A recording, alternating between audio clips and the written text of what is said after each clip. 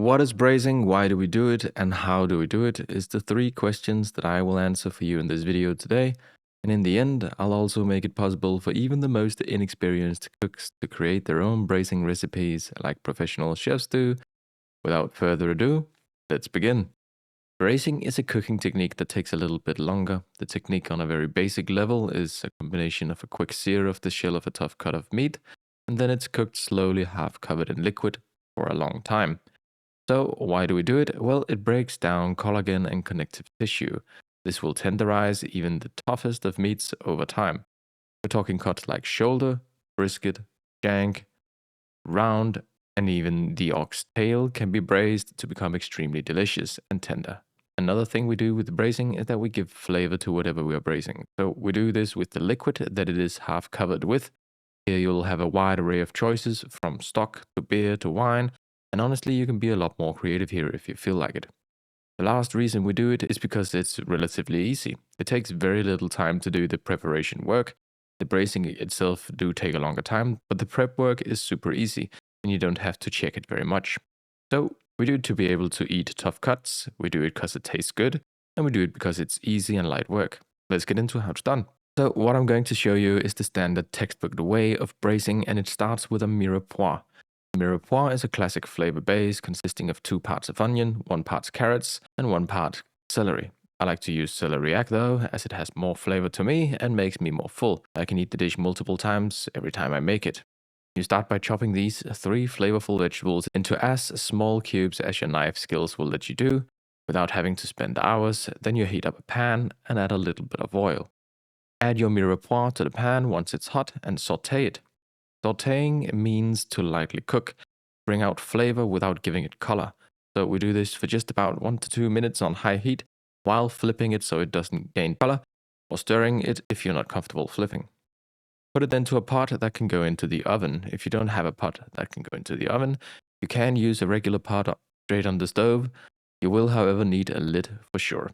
The benefit of it being in the oven is that the heat is coming from all directions, so you don't have to worry about it burning in the bottom. The heat is constant and from all around.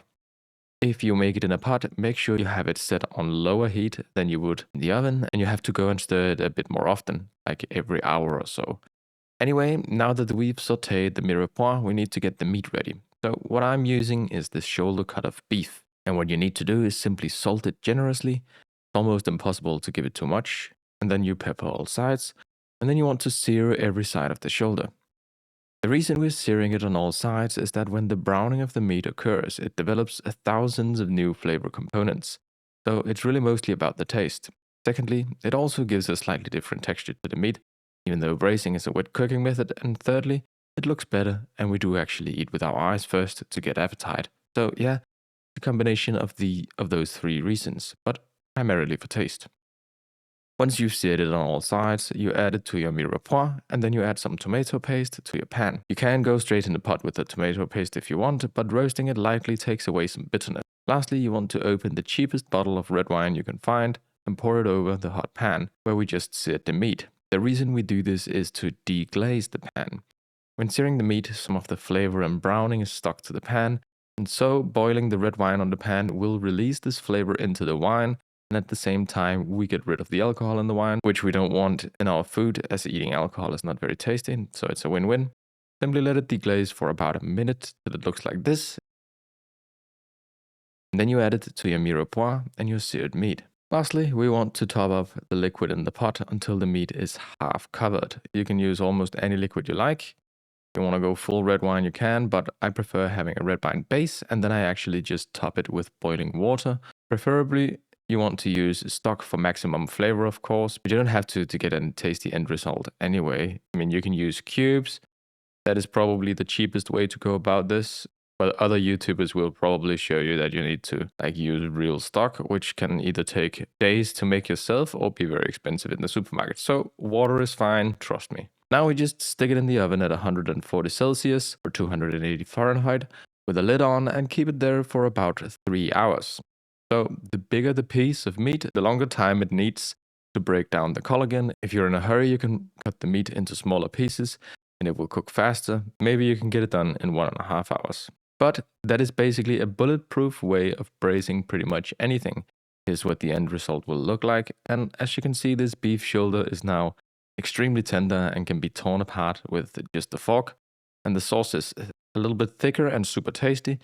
And if you feel like you want the sauce even thicker, you can transfer this to a pan or a pot and reduce it. Simply turn up the heat and let the water evaporate, or you can use cornstarch to thicken it faster. For serving, all you have to do is give it a quick taste and add some salt if it seems to be missing it, which it most likely will. I like to serve it with a side of mashed potatoes and a salad, but really, the world is your oyster as long as you have something that can really pick up the sauce for you. So, to round it off, I'll just put a list of meats that you can braise on screen right now so you can get inspired for the future. Also, here is a list of different herbs and vegetables you can use alternatively or additionally to the mirepoix if you want to experiment in that direction. Remember that braising is a technique and not a recipe, so you can swap out pretty much anything as long as you have something to give flavor, something to braise, and some liquid to cook in. And that is how you create braising recipes. Lastly, here is a quick list of liquids you could use for braising if you want to experiment with that. That is it for this video. Thank you very much for watching. Support me by subscribing and liking the video if it was helpful to you. It is completely free. And if you want to support me financially so I can make more videos in the future, consider becoming a member of my channel. Once again, I hope you learned something useful and want to try out braising for yourself. Let me know what you'll be making in the comments and how it turns out. Have a wonderful day. Bye bye.